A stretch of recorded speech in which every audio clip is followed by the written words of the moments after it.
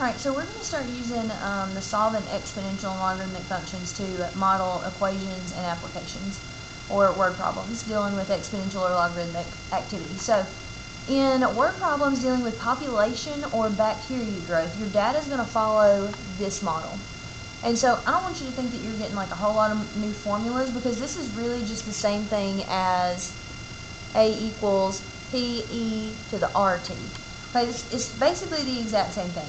These variables pretty much mean the same thing. It's just a lot of times you'll see this when it comes to population or bacteria growth. So Y is the same thing as A, that's just your ending amount. C is the same thing as P, that's your initial amount. And then K and R are the same thing, it's just your growth or decay constant or rate. And then T is obviously just the time, and that's in years. Okay, in this formula, it won't always necessarily be years though. It'll be whatever your bacteria is growing in. Most of the time it's years, but you'll just look at your problem to see what your unit will be. Alright, so sometimes you can see a table, and so they may say find a model, and I'm going to use this y equals ce to the kt to find a model that models that data, or those 2 points. And so I'm going to go ahead and use this first point to say that my initial or starting amount is at time t equals 0. T is basically the same thing as x here. Okay, and so at time 0, the amount that I've got is 1/2. And so that basically is just telling me what the C value is. You could plug this in. Y equals ce to the kt, and so I could plug this in. Y is 1/2. I would have ce to the k times 0, and so that would just give me 1/2 equals ce to the 0, and e to the 0 is just 1, so c would be 1/2. So you could do it the long way, or any point that has 0 as their first coordinate, you can just say this 1/2 is going to be my c value. So I'm going to go ahead and plug that in for c. And then I'm going to use this other point to help me solve for k. Now, we're trying to find an equation that models this, and so we're going to use these 2 points, or these x and y values, to find what k is, so then we can plug it back in and find a model. And so these are just examples on the worksheet that I've got attached to this haiku page. And so these are just going to help you hopefully get some of those done quicker. So I'm going to plug 5 in for y. E, I'm looking for k, and I want to times t by, or k by 4, because we're plugging 4 in for t. And so I'm going to rewrite this just because I don't like how that exponent is. I'm going to write this as 4k. And then I'm just going to solve like I normally would do. And so I'm going to divide by 1/2. And so if I take 5 and divide it by 1/2, it's from the last class. So 5 divided by 1/2 is just going to give me 10. So when I divide that over, I get 10 equals e to the 4k. And then just like we solved equations, I'm going to natural log both sides, or shell snail. So that's going to be natural log of 10 equals 4k. And so then k is going to equal natural log of 10 over 4. Or you can write that as a decimal. Either way you want to leave it, I don't really have a preference. Natural log of 10 divided by 4 is just the decimal. I'm going to round that to 3 decimal places, so 0.576. So 0.576. So my model for this is y equals, see that initial amount is never changing, e to the 0.576 t. And since this is a positive number, it means my y value should be increasing as time passes. Okay, so that's one way to kind of check that. And so then this is my model for number 2, that table. Alright, number 6 on the sheet, it didn't give us, or it gave us a formula here, so we don't need to use y equals ce to the kt. It's kind of already in that form, but they gave us that formula, so I'm going to use it. It says the population P of a city is given by P equals 2500 e to the kt, where t equals 0 represents 1990. So in 1945, the population was 1350, and we want to find the value of k and then use it to predict the population in 2010. So what this sentence right here is basically giving us is kind of like a point on the function. And so I'm going to go ahead and write that as a point. if 0 is 1990, then 1945 was 45 years before that, and so that's negative 45, and then the population was 1350. And so I'm going to use this for the point that's going to go into that formula so I can find the value of k. So this 1350 is going to be P, 2500 e to the, this is going to be k times negative 45, and I'm just going to write it as negative 45k. And so then I'm going to solve this like normal. So 1350 divided by 2500 is just going to be 0.54. I like to leave it as a fraction, so 27 over 50 equals e to the negative 45k.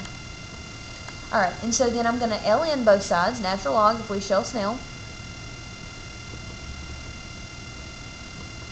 And so then I'm just going to divide this side by negative 45. Alright, I'll write it down first. So ln 27 over 50 divided by negative 45. And so then this is my k value. And so I can go ahead and put that as a decimal. Let's just see what it is. So ln of that 27 over 50, I'm just going to hit second answer to get that. And then I'm going to divide it by negative 45. And so it's going to be 0.03137 or 0.013. And so I can use that or that, but whenever I want to use this model that I just found to predict a population, I don't want to cut those decimals off because it's going to throw it off just a little bit in my final answer. So this is how I'm going to do it. I know my equation now is y equals or p equals 2500 e to the k. I'm going to write 0.013 t. And now I want to use a result to predict the population in 2010. So if 1990 is year 0, 2010 would be 20 years later. So I'm just going to replace that t with 20. And now, like I said, I don't want to cut these decimals off for this k value. So when I plug this in, I'm going to type in 2500 e to the, I want all of those decimals. So I'm going to do second answer times 20. And then that way I don't have to type all of those decimals or that big ln thing in.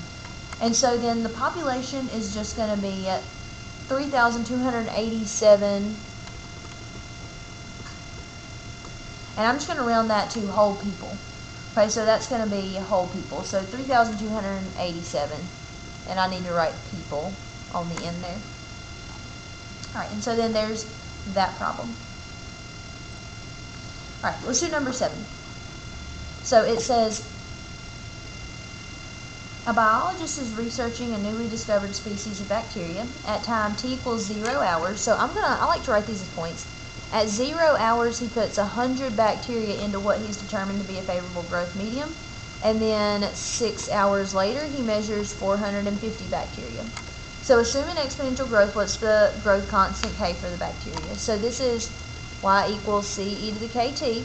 And then this value tells you what c is, because that's at time t equals 0. So that's our initial amount.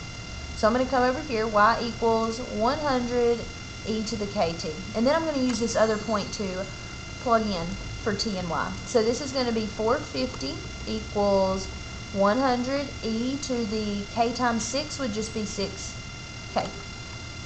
Alright, and so then I can type this into the calculator and get a decimal, 450 divided by 100. I can get a fraction, 9 over 2. I'm just going to leave it like that. Okay, you could also put it as 4.5, but I'm just going to leave it as 9 over 2 equals e to the 6k. And so then this is ln of 9 over 2 equals 6k. And so then k is the natural log of 9 over 2 divided by 6. And that's all divided by 6. And so then I can get a decimal or I can leave it like that. If we type that in, natural log of 9 over 2 divided by 6, then that decimal is going to be 0.251. Alright, so then that's all I had to do for that one. I didn't have to use it to predict anything. So then my natural log of 9 over 2 over 6 is just going to be 0.251. And so then that would be my k value. And so then you're done with that one. And we have one more example and then I'll do another video. Alright, so it says a computer that costs $4,600 new. So if it's new, no time has passed since I bought it. And so it costs $4,600. And it has a book value, it has a book value of $3,000 after 2 years. So when 2 years have passed, it's worth $3,000. And so now I want to find the value of the computer after 5 years. So there's two things that need to be done in this problem. I first have to find the rate at which it's growing. So I have to find that k value in this y equals c e to the kt. And so I've got to find k. And then find the value after 5 years. So I'm going to go ahead and plug 4,600 in for that c. And now it's going to equal $3,000 e to the k times 2, which would be 2k. Now, since my value is decreasing, this k value, or the decay constant, and this one, since the number is going down, should be negative. So then I'm going to go ahead and divide that over. So 3,000 divided by 4,600. Oh, whoopsie. Let's change that. Not quite that many 4s and 0s, so delete. It's probably going to freeze now. Alright, well, if you did that in your calculator, 3,000 divided by 4,600 should just be 15 over 23 equals e to the 2k. Alright, so then I'm going to ln both sides, so ln, or just shell snail and take the ln. So ln of 15 over 23 equals 2k. And so then divide by 2. K is going to equal the ln of 15 over 23 divided by 2. And if I do that, find a decimal for that, natural log of 15 over 23 divided by 2. That's just going to be, like we said, negative 0.214. And now, if I had done this in my calculator already, I think mine's probably still frozen, then I would not cut the decimals off there and just type in negative 0.214. So whenever I go find the value of the computer after 5 years, I'm going to use this entire value in my calculator. And so now I've got y equals initial amount, doesn't change, e to the negative 0.214 t. So that's my model. So I want to find the value of the computer after 5 years. So I'm going to take the t out and times it by 5. And so then I just type this into my calculator and use this. I can hit second answer to bring that back up. And so when you do that, 4,600 e to the second answer times 5 should just be y equals, and since this is money, I'm going to round it to the nearest cent. So $1,580.03. So $1,580.03 is the value after 5 years. And so all of these problems that we just did go along with the first worksheet that I'm going to have you to do. And then you're just going to do that on paper. The second worksheet goes along with these problems that I'm going to show you on the next video.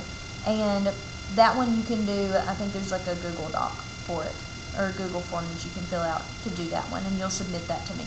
So video number 2 will be these.